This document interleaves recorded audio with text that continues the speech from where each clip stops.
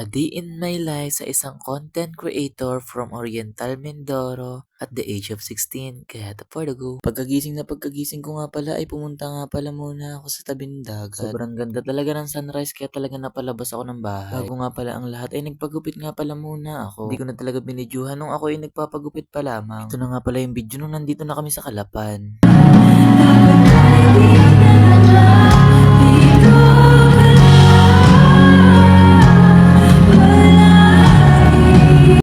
Yung kanta na yun lang talaga yung aking pinaringgan doon sa kanta ni Moira. After nga pala naming manood, pumunta na nga pala kami dito sa Pailaw. Sobrang ganda nga pala dito kasi may mga tumatalo na tubig. After nga pala ng ilang minuto ay pinapunta nga pala ako dito ng jowa ko dito daw sa may peryahan. Sabi nga pala niya sa akin may papasakay daw sa akin siya. Tapos sabi ko sa kanya ako na magbabayad. Tapos sobrang kulit niya kasi siya na daw yung magbabayad kaya pinagbigyan ko na lang. Tapos ito nga pala yung sasakyan namin, yung Ferris wheel. Kaya kabadong-kabado na ako niyan. Tapos niyakag niya ako dito. Tapos kabado rin pala siya. Dito nga pala sa part na ito ay inaantay na nga lang namin kasi kami na yung sunod dito. After nga pala ng ilang minuto ay kami na nga pala yung sunod na sasakay dito. Hindi ko alam kung matatakot ako o masasayahan. Pero sa part na ito, hindi ako kinabahan dahil nga kasama ko siya. Nung matapos nga yung ibang sumakay, ay kami na nga pala yung sunod dito ng girlfriend ko kaya pinapasok ko na agad siya dito sa loob. Siya nga pala kasi yung pinauna ko kasi siya yung malakas. Hindi, joke lang. Nung makapasok na nga pala kami sa loob, ay unti-unti na nga pala kami tumataas dyan. Nung tinuto ko nga pala sa kanya yung camera, ay bigla nga pala siyang kinilig.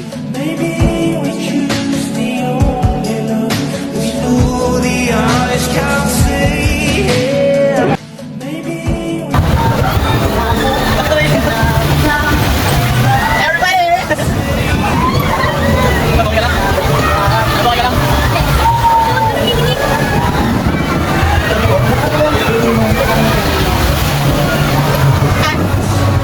Alam mo ba? Hindi nakakatayo kami kung nakakapaganda ng ayos. After nga pala namin manood ng concert at sumakay dito sa Ferris wheel ay umuwi na nga pala kami. Dito nga pala sa part na to ay bumili nga lang pala kami ng aming pagkain kasi hindi naman kami magiinom. Bumili nga pala kami ng yelo kasi lalagay nga pala namin sa electric pan baka sabihin nyo magiinom kami. Syempre magtitimpla rin kami ng juice pero walang cheat. Pinsan ko na nag-request kay Mura ng kanta hindi pinansin. Mo requested.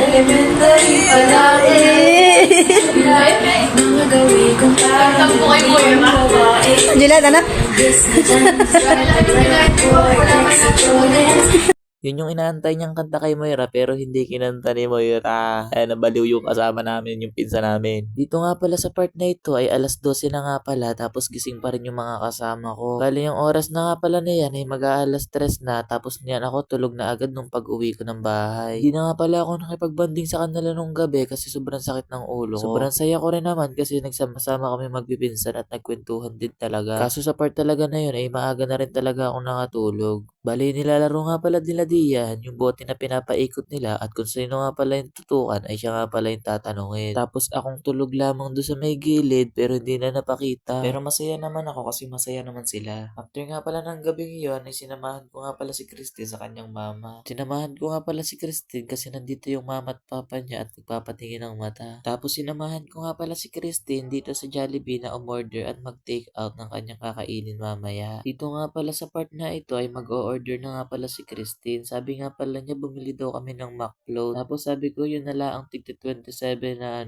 may ice cream kasi hindi ko naman talaga mauubos. Tapos sobrang sarap talaga ng Jollibee. Jollibee baka naman. Bida ang saya sa'yo. Yamite. Bali nung matapos nga palang umorder si Christine ay pipila na nga pala siya dito sa counter. Dito nga pala sa part na ito ay nakapila na nga pala si Christine. Tapos nung napagod na siya nakita ko dun siya sa gilid nakaupo. Parang nakakaawa talaga siya kasi ang tagal tawagin ng pangalan niya. Baka hindi siya mapasama sa top 5. Ay, tapos nakatingin siya sa akin tapos sabi niya ang tagal. Tapos nung nakuha niya yung order niya bigla namin makasalubong dito sa Jollibee sa loob yung pinsa namin. O diba? Chismisan muna. After namin makipagchismisan ay pumunta na nga pala kami sa kanyang mama at papa.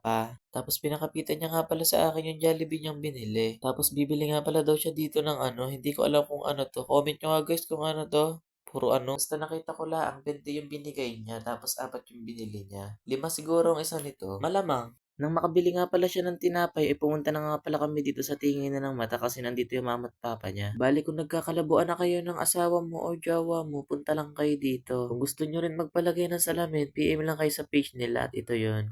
RS Family Optical na pala yung kanilang pangalan na page. Basta kung gusto niya magpatingin ng mata o else, pwede kayong pumunta dito. Location nga lang pala ito sa Calapan City, Oriental, Mindoro. After nga pala ang ilang minuto, kinain na nga pala namin ni Christine yung binili namin sa Jollibee. After nga pala namin kumain ni Christine ng ice cream, ay doon na nga pala namin haantayin sa labas ang kanyang mama at papa. Tapos nung palabas na kami, ay nag-mirror shot muna ako dito sa kanilang napakalakas na napakaganda na salamin. Tapos dito sa part na ito, ay galit na nga pala si Christine kasi nakasimangot na yung mukha niya. Lalabas na nga pala kami dito at dito na nga pala namin iintayin yung mama at papa niya. Tapos nakarating na rin yung mama at papa niya at dito na nga pala nakasakay na nga pala kami ng tricycle tapos kakain na rin kami. Tapos dito habang nakasakay ang mama niya ay kwento ng kwento talaga si Christine about sa nangyari kagabi doon sa concert. Habang ako dito sa likod, tamang selfie, tamang video lamang habang nakapakin pa ako doon sa may gilid. Dito sa part na ito ay kakain na nga pala muna kami kasi gutom na rin talaga yung aming pagkatao ni Christina. Dito na rin kami talaga kumain sa may restaurant dito kaya naman for the go. Dito nga pala sa part na ito ay nahiya nga pala ako doon sa babae na nagbigay sa akin ng tubig. Siya pa talaga yung naglagay sa akin kasi daw maalam. Pero thank you ate sa uulitin. Hindi, joke lang po. After nga pala namin kumain at ayan nga pala, nandito na nga pala kami sa aming barangay, dito sa barangay Lumang Bayan. Tapos dito ko na nga pala tatapusin yung video. Sorry sa late upload ha.